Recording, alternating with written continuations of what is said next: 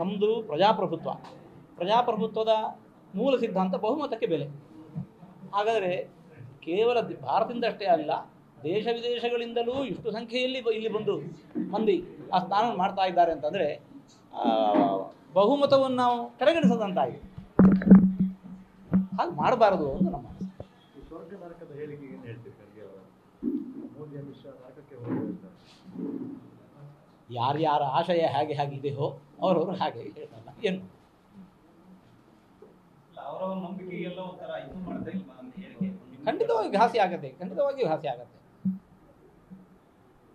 ಬಹುಮತದ ಎಲ್ಲರ ಏನು ಭಾವನೆಗಳನ್ನು ನಾವು ಗೌರವಿಸಬೇಕು, ಎಲ್ಲರ ಭಾವನೆಗಳನ್ನೂ ಗೌರವಿಸಬೇಕು. ಯಾರನ್ನು ಕೂಡ ಮನ ನೋಯಿಸಬಾರದು, ಎಲ್ಲರ ಭಾವನೆಗಳನ್ನು ಗೌರವಿಸಬೇಕು. ಹಾಗಿರುವಾಗ ಇಂತಹ ಮಾತುಗಳು ಮರ್ಯಾದೆ ತಕ್ಕುದಾಗಿ ಅಲ್ಲ, ಘನತೆಗೆ ತಕ್ಕುದಾದ್ದಲ್ಲ.